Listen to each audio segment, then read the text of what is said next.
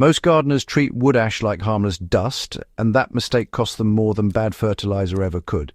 If you're still scattering loose ash over your beds because it's natural, you're probably creating nutrient lockout, uneven pH zones, and mineral imbalances that slow growth for weeks. I've tested this side by side, loose ash versus pelletized ash, in open garden rows, contained raised beds, and controlled systems. The difference isn't subtle. Loose ash acts fast and erratically. Pelletized ash feeds slowly, predictably, and with far more control. If you care about soil performance and not just quick fixes, subscribe now, because this is the level of detail we work at here. This one ash trick, pelleting for slow release, has been more powerful in my gardens than most bagged fertilizers I've tried. The real problem with ash isn't what it contains, it's how fast it hits the soil. Hardwood ash carries potassium, calcium, and trace minerals. On paper, that sounds like a balanced mineral boost, but chemically it's also highly alkaline. I've measured fresh ash slurries, testing well above pH 11. When you broadcast that fine powder across moist soil, especially at more than about 2 kilograms per 10 square meters, you create a rapid spike in surface alkalinity. In one raised bed trial, I applied loose ash at what most gardeners would consider moderate rates, roughly 1 kilogram per 3 square meters. Within 3 weeks, soil pH jumped from 6.3 to 7.4 in the top 8 centimeters. Spinach yellowed, tomato growth slowed, iron availability dropped sharply. The soil wasn't fed, it was shocked. The other issue is distribution. Fine ash drifts in wind and clumps in rain. You don't get uniform mineralization, you get pockets.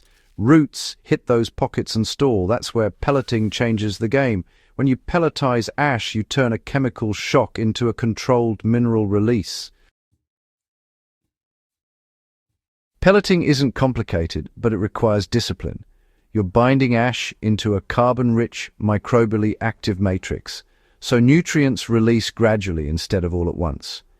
In my own system, for every 10 kilograms of sifted hardwood ash, I mix in 5 kilograms of fully mature compost and about 2 kilograms of pre-charged biochar.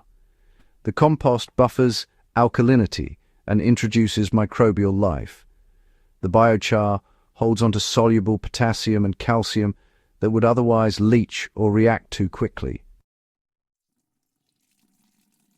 After dry mixing thoroughly, I mist water slowly while turning the blend until it holds shape when squeezed without becoming sticky. That moisture level is critical. Too wet, and you create hardened clumps that restrict airflow. Too dry and pellets crumble. Once the texture is right, I push the mixture through a 1 centimeter mesh screen or use a small hand pelletizer. Even rubbing handfuls through hardware cloth works for small-scale growers. The formed pellets dry under cover for several days until firm but still porous. What you end up with isn't ash anymore. It's a stabilized mineral amendment. Here's what happens in a real backyard raised bed when you switch to pellets. Take a standard 4 by 8 foot raised bed, about 3 square meters. Instead of throwing a bucket of ash over the surface in spring, I incorporate about 1.5 kilograms of ash pellets evenly into the top 10 centimeters of soil before transplanting heavy feeders like tomatoes or brassicas. That rate provides potassium and calcium without spiking pH. Mid-season, during fruit set, I side dress about 300 grams per plant, placing pellets 5 centimeters away from the stem and lightly scratching them into the soil surface before watering deeply. The difference shows up in both plant response and soil tests. Over a full growing season, pH typically shifts only 0.2 to 0.4 units instead of jumping a full point.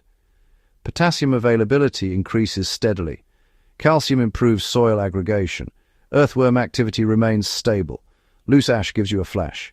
Pellets give you endurance. This method improves structure as much as fertility. One thing rarely discussed is how ash interacts with soil texture. In clay-heavy beds, loose ash can contribute to surface sealing when wetted. I've measured reduced infiltration after heavy ash broadcasting followed by rainfall. Water ran off instead of penetrating. With pelletized ash, the compost and biochar matrix actually improves aggregation.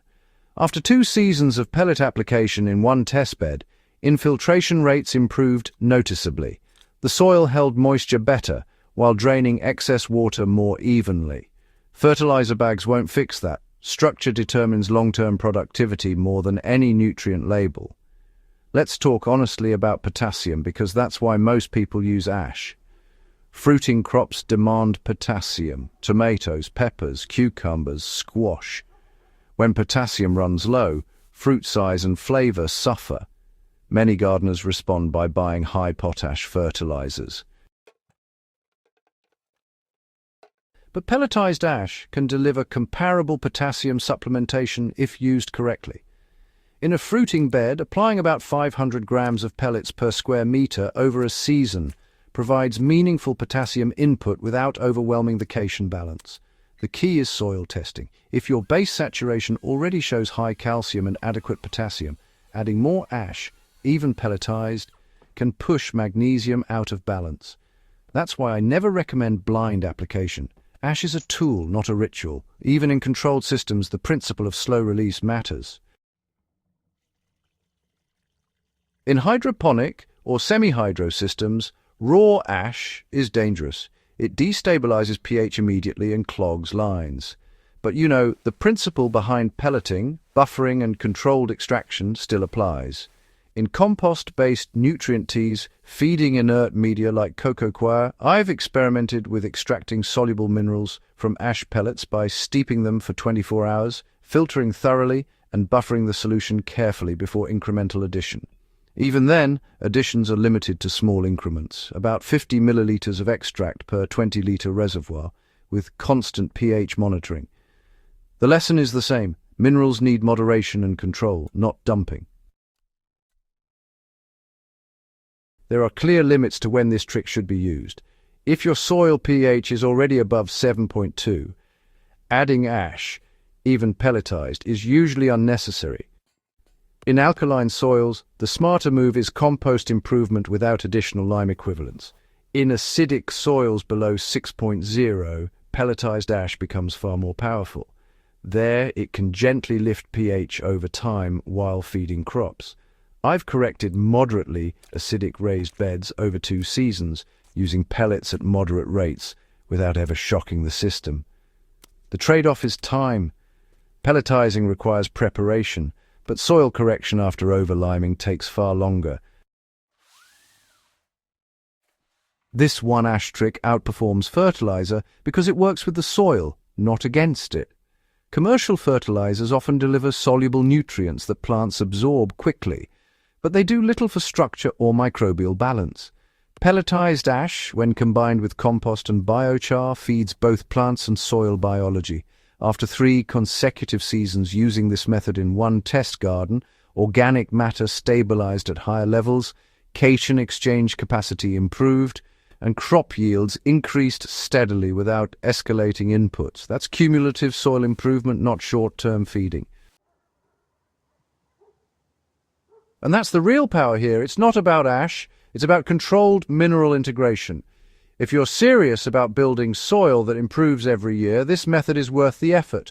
Stop scattering loose ash. Stop assuming natural means harmless. Measure, stabilize, pelletize, apply deliberately. The difference between average harvests and consistently strong yields often comes down to how intelligently you manage minerals. If this approach helped you see wood ash differently, subscribe to the channel and share this video with another grower who still tosses ash straight from the bucket. Practical soil knowledge compounds over time, and the more we refine how we treat our soil, the better the food we grow season after season.